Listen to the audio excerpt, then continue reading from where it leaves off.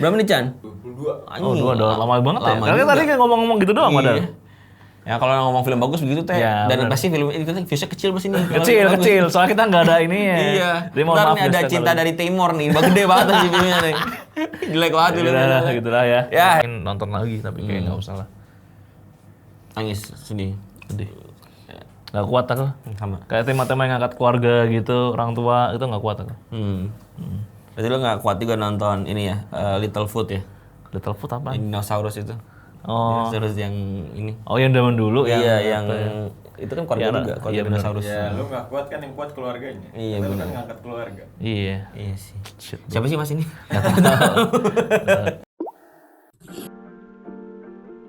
Ini kayaknya kita harus serius ya film ini teh ya. Iya. Susah bercandanya ya. Sampai-sampai Aldo nggak ada di sini karena gue takut kalau misalkan Aldo di sini dia bakal mulutnya nggak sopan gitu. Oh iya. Karena ini film bener-bener bagus banget sih. Gua nonton film ini sampai 2 kali. Ini adalah apa judulnya? Satu kakak, 7 keponakan. 7 ponakan nggak pakai Oh, kalau nggak pakai Satu kakak 7 ponakan. Ah, oke. Yang diadaptasi dari sinetron zaman dulu. Dulu tuh dimainin sama Dedi Derajat dan sekarang dimainin sama si Ciko Kurniawan. Dari derajat dari Mas Eka, salah lu. Oh, Dedi Derajat tuh Mas Eka Mas Iya, Ekanya. dan Dedi Derajat tuh Mas I see, Eka. I see, I see. Yang jadi Cikonya siapa berarti? Nah itu aku nggak tahu namanya aktor lama kak ya, jadi kita nggak tahu. Namanya aktor lama dia. Iya betul. Enggak, aku ngecek wikinya tapi nama yang kurang familiar aja. Iya. Ini udah syuting ya? Udah itu Oh, udah udah. rolling. Udah rolling. Oh iya. Itu sorry. yang lebih ikonik itu adalah lagunya sih kalau zaman dulu ya. Jangan hiraukan masa depan. Aku sempat dengerin tapi agak karena mungkin asing ya, jadi kayak kurang catchy aja. Iya, kebanyakan garam tapi berarti itu. Iya. Karena asing. Asing, oh iya. Kira tadi yang mau dibelokin catchy-nya, ternyata asing ya. Bukan. Mohon maaf guys. Ya, itu ada juga kalau misalkan kalian nonton filmnya dan bahkan di trailer di teasernya juga ada salah satu cuplikan lagunya di dalam film yang sekarang ini dari Satu Kakak 7 Ponakan versi film karya dari Yandi Lawrence. Iya.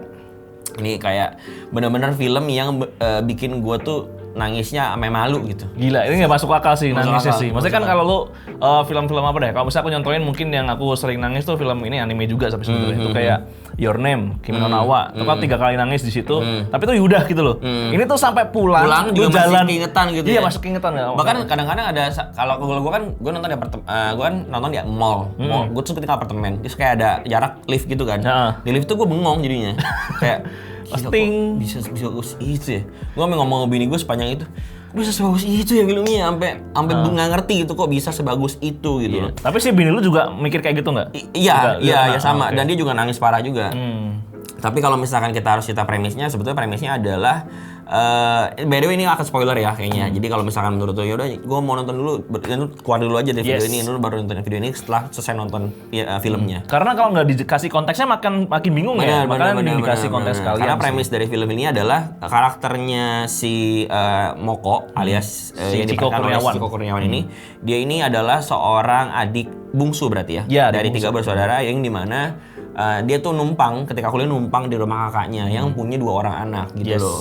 Abis itu ketika kakaknya melahirkan anak ketiga itu suaminya meninggal dan orangnya juga meninggal, emaknya juga meninggal Makanya gitu juga loh. meninggal. Cuma ini ya, aku agak aneh sebenarnya. Karena Kenapa? pas meninggalnya tuh nggak dilihatin tuh loh. Kita nggak dilihatin berkabungnya, nggak dilihatin kayak ngelayatnya dan gitu tuh nggak dilihatin kan. Iya. Jadi aku awalnya masih bingung nih sebenarnya si bapak ini si sama ibunya mati atau enggak. Ya, sebenarnya kalau bapaknya sih emang kelihatan sudah digambarkan kelihatan mati dengan surat kematian teh. Oh, Kan oke. dibarengin tuh surat kematian sama, ingat nggak ada shot si Ciko tuh tulis surat kematian sama surat kelahiran di sebelahan gitu Oh, di kantor betul. rumah sakit. Mungkin ya, aku agak dia bahkan awal banget soal itu Iya, kan. itu di awal banget. Jadi emang ditandain emang kalau si bapaknya tuh mati karena ya jantung itu gitu loh. iya. Tapi si ibunya sebetulnya agak rancu nih. Nggak dikasih lihat dia meninggal. Jadi cuman ada adegan si kakaknya ini dibawa sama suster kayak udah nggak tahu kemana aja gitu. Iya. Cuman suster kakak saya kenapa dan nggak digambarin meninggal. Tapi tahu-tahu udah di rumah udah nggak ada aja gitu. Atau adegannya tuh harus dipotong si Cikonya itu atau si Mokonya ini ngurus si Ima atau Iya, anaknya anaknya kecil. si paling kecil ini ya. Nah, karakternya ini menurut gue semuanya sesuai sama porsinya. Nggak ada yang saling overlap, nggak ada yang berlebihan, nggak ada yang kekurangan juga. Kayak oke, kita tahu kemampuan acting beberapa aktor baru yang kayak memerankan si Ano. Siapa namanya? Ahmad Nadif kalau nggak Ahmad salah. Nadif itu. Jadi dikasih memang porsinya memang sesuai sama dia gitu. Terus kayak porsi-porsi berat memang dikasih ke orang-orang yang memang bisa memumpuni kayak si Ais itu kan namanya juga siapa? Ya, Kawai Labiba. Nah, itu susah juga namanya itu. Kawai Labiba. Dan dia emang yang cukup ngegendong ya. Ya, di salah satu film yang ini ya. paling bagus sih. Iya, selain si siapa namanya si Chico. Si Chico Karena Chico kan kata dulu Iya, dia kan karakter utama. Kalau bisa Jadi- karakter utama jelek, ya filmnya jelek. jelek, ya benar, Iya, benar. Kalau misalkan yang karakter pendamping selanjutnya kayak misalnya si Woko itu sih yang main Woko Fatih Unru. Fatih Unru sama si Freya. Kalau Freya itu menurutku trope-nya dari si Yandi Lawrence ya. Kan di Keluarga Cemara dia ngajak Zaga Iya, kan. iya, Makanya iya, dia iya, sekarang iya. ngajak JKT lagi si Freya ini. Apa jangan-jangan? Apa? Yandi Wota. Ya mungkin aja sih. Kan ya dari muka-mukanya agak wibu dikit ya sebenarnya. Tapi gue tuh sampai nontonin semua promonya karena gue pengen tahu gitu perspektif seorang Yandi Lawrence tentang filmnya itu gimana. Dia tuh menganggap bahwa set syuting itu bukan seharusnya seperti set, tapi seharusnya seperti cerita dalam filmnya gitu. Oke. Makanya dia kayak menerapkan set syuting itu kayak quote-unquote kayak agak sakral mungkin ya. Jadi ya udah ini adalah tempat kita ngumpul gitu sebagai cast, sebagai kru ngobrol di sini gitu loh. Jadi Itu menarik sih, aku pernah ngeliat kayak pas syutingnya ya, dengan pas syutingnya pas habis nonton dia kayak ya bener-bener si Chico-nya sama si Freya tuh kayak bener-bener pelukan sama bener-bener kayak keluarga aja gitu loh. Jadi kayak seru aja sih kalau ngeliat di BTS-nya ya berarti. Iya, banyak banget ya. Materi-materi promo juga lumayan keren juga. Ada adegannya yang si Maureen sama si Moko dalam mobil juga. Ada yang bloopersnya juga, di mana dikasih lihat emang si Moko ini, bahkan Chico sendiri di luar karakter Moko tuh memang quote-unquote soft spoken katanya ya. Oke. Sampai ada tren baru gara-gara si Moko ini terlalu baik gitu sama semuanya yang ada di sekitar dia gitu loh. Jadi gue overall sih benar-benar happy banget sih sama film ini. Happy dalam arti ya sedih juga sih. Tapi gimana ngomongnya? Seneng tapi sedih gitu. Secara bersamaan lah, terharu lah ngomongnya. Terharu bener-bener kayak akhirnya Indonesia punya film sebagus ini tapi drama gitu. Nggak melulu tentang percintaan, nggak melulu tentang horor, nggak melulu tentang komedi, tapi ada drama yang bener-bener bagus. Dan komedinya juga menurut gua timing komedi di sini tuh nggak memaksakan. Nggak maksa gitu. sama sekali sih. Ya sih, aku mikirnya si Ano kan dia kan kirain juga karakter biasa doang. Tapi ternyata di bagian-bagian tengah ke akhir tuh mulai jadiin comic relief kan. Iya, dia. benar-benar. Dan bener-bener nggak ganggu. Benar, Kayak tiba-tiba dia ngapain gitu, kayak tiba-tiba nyeletuk itu lucu-lucu aja gitu loh. Nggak ada kerasaan. Ini orang so asik tuh nggak ada. Iya, Terus iya, itu menurutku menarik banget sih cara dia berkomunikasinya sih. Dan lagi-lagi selalu dikasih di sini adalah situasinya yang lucu ya. Situasi komedinya yang dikasih lihat kayak beneran lucu, bukan sekadar celetukannya doang ya. Iya. Ada posisi di mana mereka lagi ngejar Freya di jalanan di Bintaro itu. Terus si Chico udah nyampe deketin si Freya-nya, terus nongol lah si dua-duanya ini sambil maksudnya situasinya yang lucu gitu loh. Dia nggak mencoba untuk ngelucui tapi ya situasinya aja gitu yang lucu. Gitu sih. Dan ini sih aku yang paling menurutku yang out of my mind tuh bener-bener mind blowing tuh yang ini atau dibawain martabak setelah dia tuh lulus atau nasi apa ya, gitu. nasi ya. Iya, martabak lama martabak. Lulus dia diterima kerja. Oh, terima kerja, ya. Yang pertama kan dia bawa martabak. Kan orang normal mikirnya martabak itu martabak telur. Iya, gua makan juga pakai mikir nasi. telur, iya, Tiba-tiba dia keluar martabak Red velvet ya. Itu Ada di lucu materi banget promonya juga sih. Iya, itu lucu banget Iya, sih. iya. Ada semua celutukan Ano emang ditunggu ya. Dan bahkan kadang-kadang kita tuh, maksudnya komedi itu kan konsepnya adalah mematahkan ekspektasi orang gitu. Ketika ada kejadian A, orang berekspektasi B, ternyata C. Nah, hal ini juga diterapkan dengan hal-hal yang mengundang haru. Contohnya adalah ketika Ano lagi ngeluarin komedi, misalnya kayak contohnya ketika Ano sakit di dalam rumahnya, dia dikasih bubur, terus dia bilang nggak usah pakai kacang karena kacang ini. Tapi kalau digunyah kan jadi lembek juga. Nah, iya. Itu kan lucu kan. Kita harus berekspektasi bahwa adegan itu adegan yang memang cheerful, happy, tapi ternyata dipatahin dengan ekspektasi kita yang salah, yaitu adalah ya udah lain kali Ano kalau misalnya sakit Ano tahan deh. Ano tahan sekeras mungkin, sebisa mungkin biar Kak Moko nggak usah repot-repot lagi untuk ngurusin Ano lagi. Gitu. Maksudnya kan dia kan sebenarnya posisinya sedih gitu loh. Tapi disampaikan secara komedi itu jadinya kayak bertabrakan aja, jadi lucu aja gitu sih. Jadi jatuhnya kalau kita ngomongnya ironi gitu. Ya, ironi jatuhnya, benar-benar. Dan udah gitu penempatan lagunya tuh di sini kayak emang pas aja gitu. Bahkan kalau menurut gue ya, ini lagu di film ini bukan lagu deh, kita nggak ngomong lagu, suara yang berhubungan sama musik lah. Ini terhitung jari menurut gue. Ya, dikit banget. Dikit banget, benar-benar. Kalau lu inget ya Teh ya, dia adegan musik yang terakhir kali mati itu adalah ketika si mereka tuh pulang ke rumah. Ketika si title muncul itu musik udah mati tuh, udah nggak ada musik lagi, seingat gua. Yang terakhir banget itu. Iya, awal banget. Awal banget ketika ada title Satu Kakak Tujuh Ponakan. Ingat gak? Kan dia kan ke rumah sakit, terus dia ada kakaknya meninggal, ada 2 tuh, masih ada musik tuh, naik tuh tensi tuh. Begitu nyampe rumah, dia lagi ngegendong si Ima. Oh iya bener sih. Satu Kakak Tujuh Ponakan, serp mati, udah gak ada musik sama sekali. Sampai selesai dia tuh, pokoknya gue lupa adegan apa, pokoknya baru ada musik lagi dan itu panjang banget. Kayak musiknya pas di sini deh, pas si siapa sih Ais itu main piano juga nggak sih? Nah, kayaknya ya. Iya. Dan itu kayaknya bener-bener emang kita nggak perlu musik di situ. Dibikin kering di sana, dibikin kita emang ngeliatin fokusnya adalah dengan ke pemainnya gitu ya. Gila sih. Jadi memang mungkin ada orang yang merasa kayak adegannya tuh agak terlalu lama ya. Dan itu bener juga, memang bener. Tapi kalau misalnya ngikutin dari awal sampai akhir tuh kayak beneran, ya itu memang apa yang ditunjukkan sama mau yang bikin film ya. Itu memang situasinya sepelik itu, pengen menunjukkan kesedihannya yang dirasain sama anak-anak itu dan kayak perang batin aja sih kalau menurutku sih. Kayak misalnya pas ya itu puncaknya sebenarnya mas di itu sih ya, di cottage itu ya. Itu sih udah cottage itu memang paling der sih ya. Dengan kehadiran Mas Eka juga di sini yang diperankan oleh Ringo Agus Rahman yang kalau misalkan keluar kayaknya mesti hati-hati disekat sama orang ya. Itu ngeselin banget asli karakternya, benar-benar Yandi berhasil banget menciptakan karakter yang senyebelin itu di film ini sih. Udah gitu ada juga kehadiran David Gadgetin di sini. David Gadgetin ya. Tiba-tiba ada dia di sini dan lucu banget gitu. Fresh kita dikasih komedi yang memang sesuai sama porsinya David, yaitu adalah nge-review gitu. Iya bener, aku nggak expect ya, maksudnya kan itu kejadian sebenarnya kalau misalnya orang biasa nih, orang biasa pasti kesel dong. Kita udah COD jauh-jauh ketemu, udah deal nih, tapi tiba-tiba batal, pasti kan harusnya kesel kan. Tapi dia malah nawarin terus dan nge-review ini jadi kayak itu ya itu sesuai sama porsinya si David sih. Bener. Kalau menurut David, menurut gua sih ini adalah salah satu film terbaik di 2025. Tapi masalahnya agak sulit nih Teh, karena menurut gue banyak banget kalau misalnya kita cari ya, banyak kekurangan juga sebenarnya film ini. Lebih ke arah teknis sih gue, kayak ada beberapa dubbing yang kelihatan banget dan nggak sinkron sama mulutnya gitu. Itu yang pas apa itu? Yang awal-awal dia masih sidang, itu kelihatan tuh di mulutnya ada dubbing, gue nggak tahu mungkin ada kesalahan teknis apa, tapi yang jelas ada kelihatan lah, berasa banget, bahkan orang awam pun juga berasa kalau mulut itu nggak sinkron sama suaranya gitu. Ada gitu-gituan. Oh iya itu benar. Ya dan gue nggak ngerasa, maksudnya bukannya jelek ya, gue nggak ngerasa film ini tuh spesial shotnya, nggak berasa kayak film yang kayak dijatuhin seperti di film-film atau di seri-serinya sebelumnya. Itu kan berasa banget memang ini ciri khasnya Andi dengan ngasih beberapa perspektif gitu. Tapi gue ngerasa di sini tuh kayak ya udah gitu, yang penting ceritanya aja, bener-bener kayak fokus sama ceritanya aja gitu. Jadi bener-bener yang di planting itu adalah momen menurut gue di sini, bukan shotnya. Contohnya kayak momen dia ketika mengucapkan sampai jumpa. Dadah. Itu diulang-ulang terus sampai kita tuh ngerti bahwa kalau gue nangkapnya adalah sebagai manusia kita tuh nggak pernah tahu kapan terakhir kali kita akan mengucapkan selamat tinggal sama orang yang kita sayang. Itu makanya dia ngomong dadah terus, maksudnya itu. Kalau gue nangkapnya ya.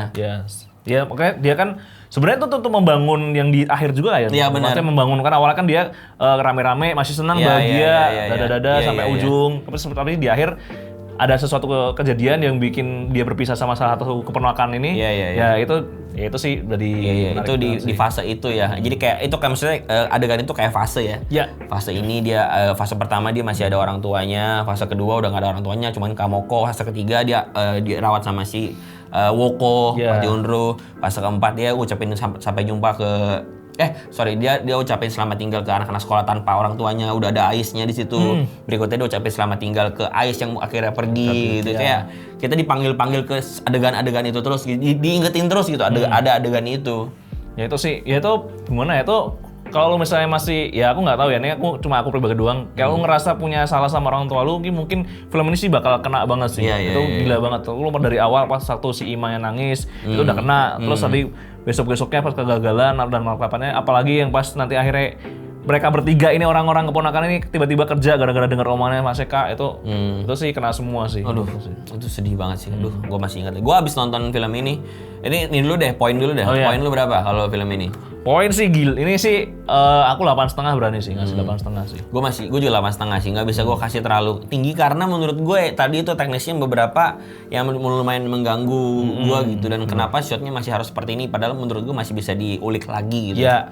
Gitu ya, tapi mungkin keterbatasan waktu dan keterbatasan budget atau emang tujuannya bukan ke sana ya, tapi ya kayaknya harusnya bisa dipoles lagi sedikit lagi sih. Jadi 8,5 juga dari gue sih. Soalnya gini sih, kalau aku ngelihatnya ya, shot-shotnya tuh memang nggak ada yang kayak, misalkan biasanya kalau film-film yang kayak apa tuh, Festival. kayak drama-drama festival itu kan dia tuh pengen nunjukin ketegangan atau kesedihan itu di itu kan difokusin close up gitu kan. Itu kayak nggak ada. Nah, sorry lupa gue bahas.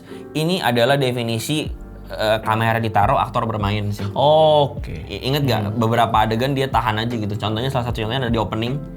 Kamera ditaruh di luar kamar mandi, dia luar area dapur ke arah kamar mandi, si Chico lagi mandi terus keluar, itu kan ditahan di situ terus. Terus adegan di mana Ais baru datang, setelah Ais datang dia itu masak akhirnya sama si Woko dan Moko masak. Abis itu dengar ada suara piano, mereka pindah. Itu satu shot tuh. Iya, bener, kamera di situ doang ya. Kamera di situ doang. Itu inilah definisi bener-bener kayak oke, kamera ditaruh, aktor bener-bener bermain di sini. Jadi bener-bener aktor yang memang harus ada kedekatan antara satu sama lain gitu menurut gue.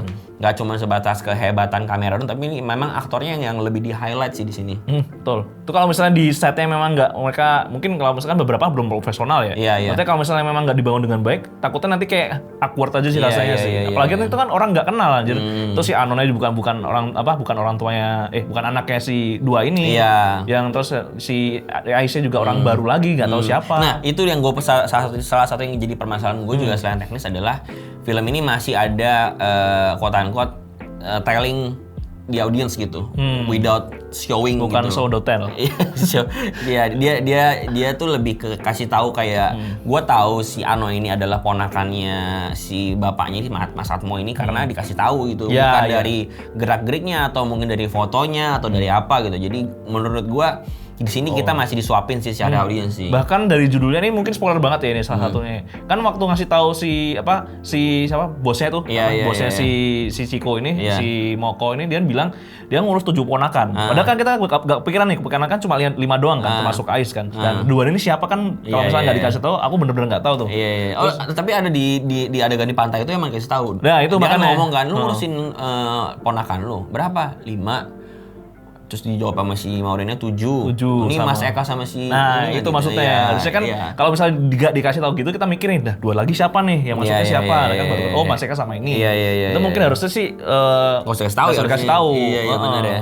Mungkin itu request dari produser kali ya, nggak tahu. Karena kayaknya kalau Mas Yandi kayaknya harusnya nggak kasih tahu. Kayaknya ya ada satu yang gue aja sih. Karena gue setelah nonton film ini, gue pulang gue tuh nggak benar-benar masih nangis. Gue dalam keadaan nangis. Gue akhirnya chat ini Lauren kan. Aduh gila, Bang, aku sayang kamu. Terus dia balas, saya juga.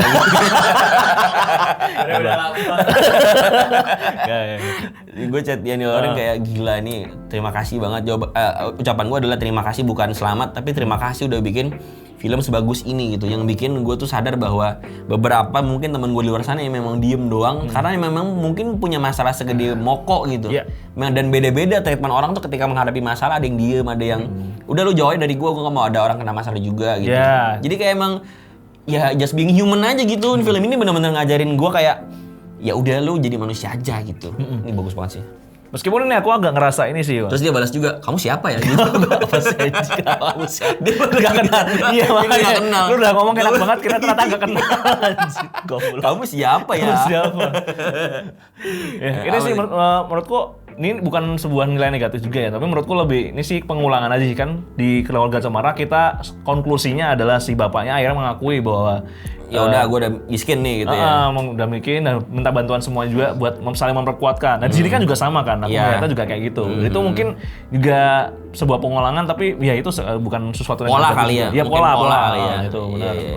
Itu aku langsung kepikiran langsung sih ketika nonton scene yang itu, arahnya ke sini nih sama kayak yang dulu nih. Kayak gitu. Dan mungkin orang-orang yang nggak suka sama film ini bakal mengarah ke situ juga. Bisa aja. Karena ada yang nggak suka di Twitter, ada yang Twitter ada 4/10. Itu aku awalnya juga kan aku pengen emang aku mencoba melogiskan lah apa sih yang kira-kira bikin dia kayak gitu. Sebenarnya setelah nonton sih memang ada yang kayak gitu. Benar. Dan nggak apa-apa. Dan nggak apa-apa kalau misalkan menurut dia itu jelek ya nggak apa-apa, emang agak tolol sih. Tapi maksudnya nggak apa-apa, nggak apa-apa. Maksud gue lebih ke film itu kan dia kan menangkap realita. Yes. Ketika realita ini ada dan lu nggak pernah ngerasa ada realita ini, ya lu akan kontra sama hal itu kan. Dan nggak apa-apa juga gitu loh. Berarti nggak relate sama lu, ya udah. Berarti bukan buat lu. That's it itu. Dan dia juga ngomong kayak gitu. Ini film bukan buat gue juga. Oh, gitu. iya. Jadi fair lah kalau kayak gitu. Dan orang ini juga ternyata director film internasional juga ternyata. Oke. Jadi ya fair-fair Boleh aja. disebut ya? Jangan, nggak Oh, usah, jangan, nggak usah. oke. Jadi ya fair lah menurut gua dia ngomong kayak gitu. Tapi ya gitulah ya. Gimana untuk yang udah nonton silakan komen di bawah juga ya. Karena ini sekarang per kita syuting ini udah 700.000 penonton. kalau Wah, nggak salah. terus 700. Udah juga loh. Udah 700.000 Yang penonton. kemarin berapa itu yang 600.000. 600.000 total ya semua? Total penonton semua 600.000. Karena nih memang perlu diakui Jatuh Cinta Seperti Film itu kan gue sempat ngikut juga ya untuk promonya. Jadi dia tuh banyak penonton yang walk out. Hah? Karena nganggep di film awal adegan ini kayak terlalu dragging. Ya. Film apa sih nih dia walk out gitu tanpa tahu endingnya gimana. Ya, Bahkan ngeliat hitam putih aja ada yang kayak lihat ke belakang nih rusak ya ininya apa namanya si proyektornya Iya, rusak ya. proyektornya. Jadi ya nggak bisa banyak-banyak juga sih. Ini kan ibaratnya kayak film festival yang 600.000 itu jadi ya termasuk gede lah. Ya. Karena kalau ini udah 700.000 sih, ini harusnya sih bisa 1 juta lebih sih harusnya. Untuk di 1,5 masih bisa aman sih. Keren dah pokoknya nih film dah. Ya itulah ya, kan support lagi film-film yang bagus lah. Iya. Karena meskipun kan misalnya beberapa di antara kalian ada yang FOMO doang itu nggak masalah karena tuh ya itu gimana ya, FOMO-nya juga FOMO yang bagus tuh, bukan Iya. FOMO yang kayak apa kayak film horor apa penasaran nonton itu malah nambah-nambah. Meme film horor apa yang nggak bagus? Ya itu ya. Bagus. Conjuring ya maksudnya. Kalau luar nggak apa-apa, kalau luar nggak apa-apa sebut Zaman dulu Conjuring. tuh itu pas kuliah ada Conjuring tuh ada singkatannya. Apa tuh? Oh iya. Apa tuh? Kos jurang belimbing. Oh. Kapan nih guys, sorry guys. Itu internal ya. Gue pikir kontrol jur miring tadi. Enggak lah, itu masa. Kontrol jurusan miring. Ini aja. Iya. Ya udah, Ya, pokoknya- tutup. Tetap. Gimana tutupnya tuh?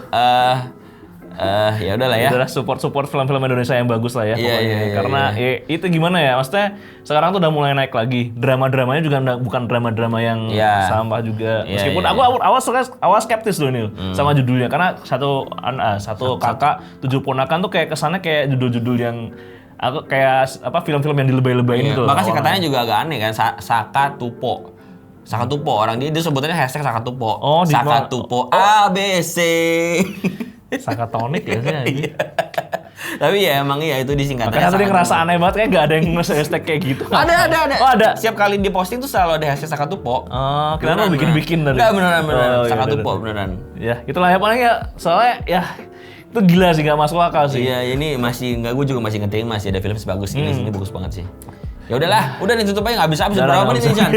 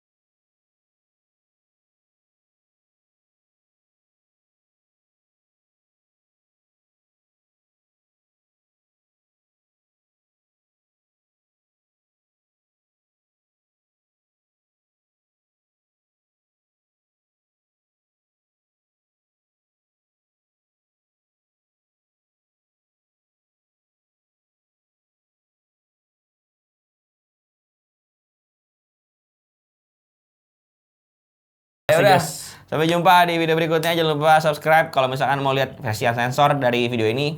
Lalu bisa ikutan member di channel ini. Iya. Harganya ya lu lihat aja sendiri, dan jangan lupa follow Instagram kita di @_movie dan ada di TikTok juga @_movie juga. Meskipun di sini nggak ada sensornya kayaknya harusnya mah. Iya, kayaknya aman-aman aja sama Aman-aman aja. tadi kontol jujur gitu aja Itu kayaknya. doang. Yaudah, Yaudah, bye. guys. Kenapa bini?